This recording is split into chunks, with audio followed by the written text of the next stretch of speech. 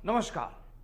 हिंदुस्तान में अभी तक अक्सर पुलिस, सीआईडी, सीबीआई महकमों के नाम ही पब्लिक की जुबान पर रहते थे, लेकिन पिछले करीब एक साल में पब्लिक एक और नाम को जान गई है, क्योंकि पिछले एक साल से यह महकमा काफी चर्चाओं में रहा है और आज भी है, यानी एनसीबी, मतलब नारकोटिक्स कंट्रोल ब्यूरो, जिसने पिछले करीब एक साल में ड्रग्स से जुड़े लोगों के खिलाफ एक ऐसा मिशन शुरू किया कि ड्रग्स मंडली में खौफ कायम हो गया।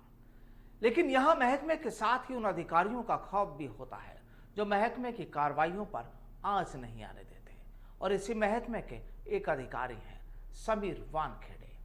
बिल्कुल, समीर वानखेड़े का नाम आपने कई बार सुना होगा और आज भी ये अधिकारी चर्चाओं में है, क्योंकि हाल में क्रूज शिप पर एनसीबी ने जो रेड की और जहां से कई दूसरे लोगों के साथ ही शाहरुख खान के बेटे आर्यन खान को पकड़ा गया ड्रग्स केस में, उसके लीड रोल में भी थे समीर वानखेड़े, यानी एनसीबी के जोनल डायरेक्टर समीर वानखेड़े। तो चलिए आज आपको बताते हैं समीर वानखेड़े के बारे में, जिनके नाम से ही ड्रग्स मंडली में छा जाता है खौफ। दरअसल समीर वानखेड़े साल 2008 बैच के भारतीय राजस्व सेवा यानी आईआरएस अधिकारी हैं। वानखेड़े ने एनसीबी के साथ अपने कार्यकाल से पहले एयर इंटेलिजेंस यूनिट यानी एआईयू के उपायुक्त और राष्ट्रीय जांच एजेंसी यानी एनआईए के अतिरिक्त एसपी के रूप में काम कर चुके हैं। इसके साथ साथ उन्होंने राजस्व खुफिया निदेशालय डीआरआई के संयुक्त आयुक्त के रूप में भी काम किया है। समीर वानखेड़े का साल 2010 में महाराष्ट्र सेवा कर विभाग में ट्रांसफर हुआ। तब समीर ने टैक्स चोरी के लिए बॉलीवुड की 200 मशहूर हस्तियों समेत करीब 2500 लोगों के खिलाफ केस किया था। उन्होंने मात्र 2 साल में लगभग 87 करोड़ रुपए का राजस्व भी सरकारी खजाने में जोड़ा था, जो मुंबई में एक रिकॉर्ड है। दरअसल समीर वानखेड़े के पिता भी पुलिस अधिकारी थे। इनकी पत्नी क्रांति रेडकर मराठी एक्ट्रेस है। वानखेड़े को उनके काम करने के तरीकों के लिए जाना जाता है। जब वो मुंबई हवाई अड्डे पर कस्टम विभाग में थे तो वो कथित तौर पर बॉलीवुड हस्तियों के नखरों से परेशान हो गए थे। परेशानी के पीछे की वजह बॉलीवुड हस्तियों का सामान था। एक रिपोर्ट में कहा गया है कि वानखेड़े ने सिंगर मीका सिंह को विदेशी मुद्रा के साथ पकड़ा था। समीर वानखेड़े ही वो शख्स थे जिन्होंने साल 2011 में विश्व कप ट्रॉफी को ड्यूटी चार्ज का भुगतान करने के बाद ही मुंबई एयरपोर्ट से जाने दिया था।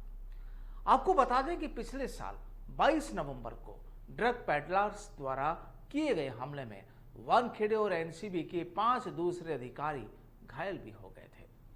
हालांकि समीर को मामूली चोट ही आई थी, लेकिन उनके 2 साथी गंभीर रूप से घायल हो गए थे। एनसीबी के जोनल डायरेक्टर समीर वानखेड़े को मुंबई का सिंघम भी कहा जाता है। जब से इन्हें मुंबई की कमान मिली है, इन्होंने ड्रग्स के कई मामलों का पर्दाफाश किया है। चाहे वो सुशांत सिंह राजपूत की मौत मामले में ड्रग्स का कनेक्शन हो या शाहरुख खान के बेटे आर्यन खान का मामला हो। मुंबई क्रूज ड्रग्स केस का भंडाफोड़ करके शाहरुख खान के बेटे आर्यन खान की गिरफ्तार करने वाली यानी आर्य खान को गिरफ्तार करने वाले एनसीबी के जोनल डायरेक्टर समीर वानखेड़े एक बार फिर चर्चाओं में है। वानखेड़े की नब्ज पकड़ने के लिए जाना जाता है, यानी वानखेड़े उन हर चीज को बारीकी से जांचते हैं और जहां सुराग मिलता है फिर वो पीछे नहीं हटते, और इसीलिए कहा जाता है कि वानखेड़े को बॉलीवुड के ड्रग्स नेक्सस की नब्ज पकड़ने के लिए बेहतर रूप से जाना जाता है। और अब तो सुशांत सिंह राजपूत की मौत के बाद शुरू हुई ड्रग्स की यह कहानी अब किंग खान तक जा पहुंची है। दरअसल सुशांत सिंह की मौत के बाद से ही एनसीबी ने बॉलीवुड ड्रग्स नेक्सस पर नजर बनाए रखी है, और इससे पहले एजेंसी ने पिछले 1 साल में कई अभिनेताओं और अभिनेत्रियों से पूछताछ की है। इस नेक्सस पर नजर रखने और उसका भंडाफोड़ करने का काम समीर वानखेड़े कर रहे हैं। जिस केस में रविवार को शाहरुख खान के बेटे को गिरफ्तार किया गया है, उसका भंडाफोड़ भी समीर वानखेड़े ने ही किया था। और खबर मिलने के बाद वानखेड़े ने क्रूज पर एक जाल बिछाया जिसमें एक के बाद एक ड्रग्स के शातिर खिलाड़ी फंसते चले गए। और जाहिर है एनसीबी और वानखेड़े के इस तरह के ऑपरेशन आगे भी जारी रहेंगे ताकि ड्रग्स के काले धंधे से कुछ तो छुटकारा पाया जा सके।